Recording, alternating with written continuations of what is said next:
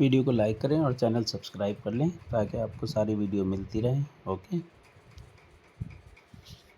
Central idea. In this poem it is told that the poet is getting tired of the hustle-bustle of the city. So he wants to spend his life at the bank of Innisfree. He wants to build a garden and a cabin there. He wants to enjoy his life among the pleasures of nature. There he wants to listen the birds singing and bees humming. He wants to lie there like a baby and enjoy the sunshine. He wants to listen the crickets singing and enjoy the nature by heart. कविता का सार।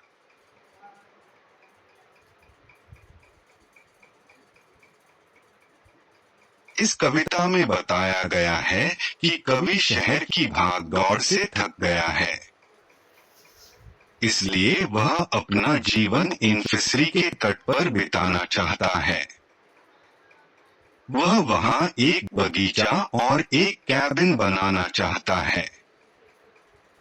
वह प्रकृति के आनंद के बीच अपने जीवन का आनंद लेना चाहता है। वह पक्षियों का गाना और मधुमक्खियों का गुंजन सुनना चाहता है।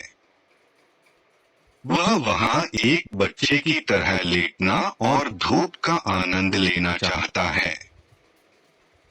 वह क्रिकेट गायन सुनना और प्रकृति का मन से आनंद लेना चाहता है। Question 1. What kind of a place is Innisfree? Think about. The three things the poet wants to do when he goes back there, stanza 1. 2. What he hears and sees there and its effect on him, stanza 2. 3. What he hears in his heart's core even when he is far away from Innisfree, stanza 3.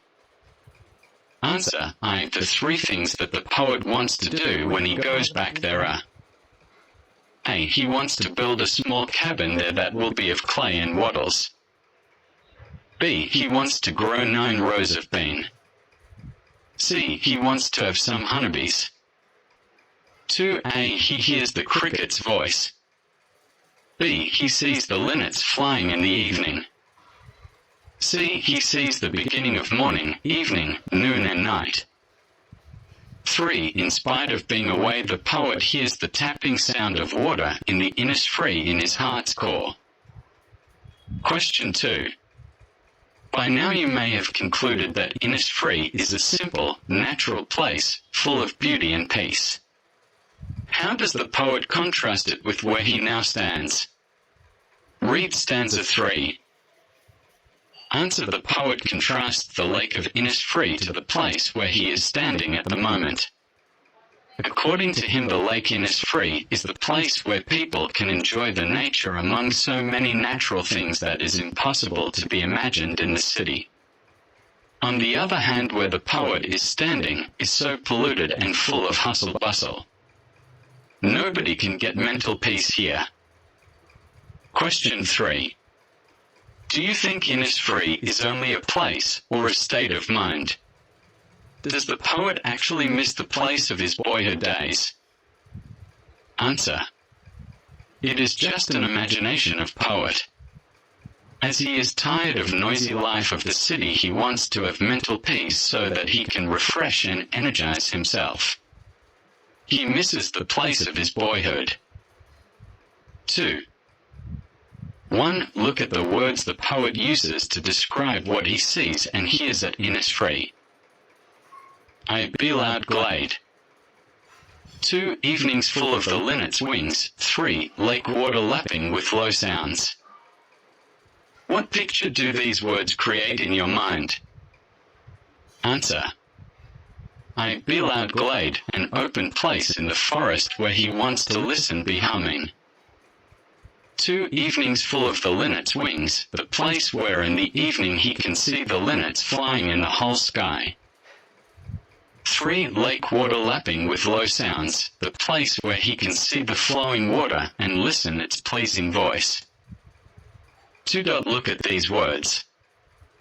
Peace comes dropping slow, dropping from the veils of the morning to weather. cricket sings. Question: what do these words mean to you? What do you think comes dropping slow from the veils of the morning? What does "to where the cricket sings" mean?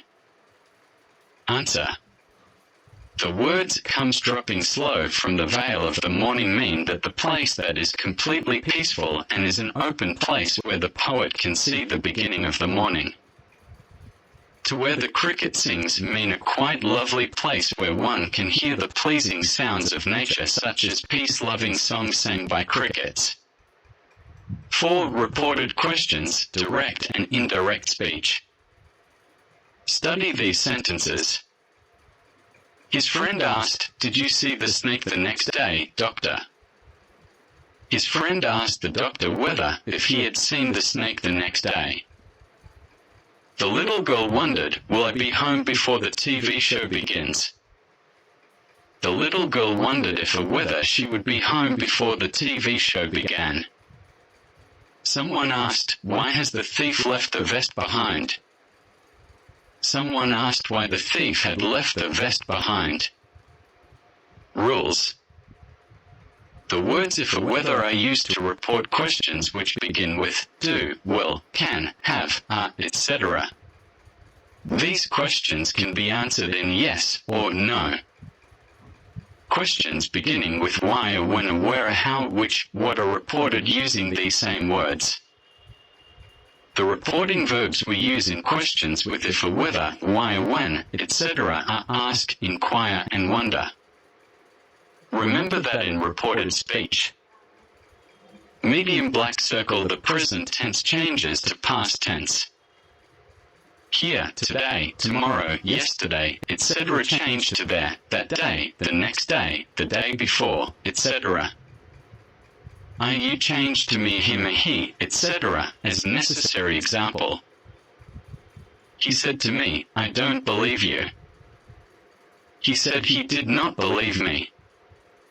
She said to him, "I don't believe you."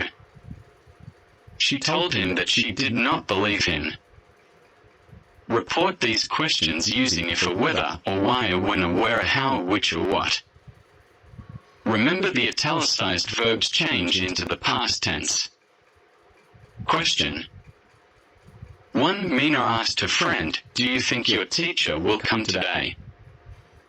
2. David asked his colleague, "Where will you go this summer?" 3. He asked the little boy, "Why are you studying English?" 4. She asked me, "When are we going to leave?" 5. Pran asked me, "Have you finished reading the newspaper?"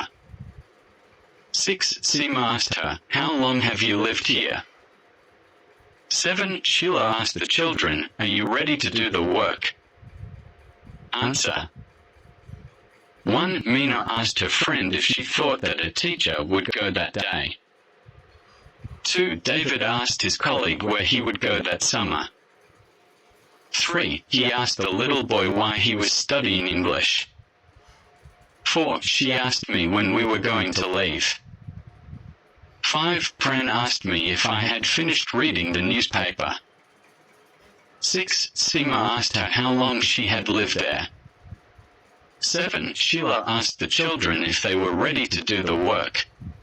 Video को like करें और channel को subscribe कर लें. Okay, thank you for watching.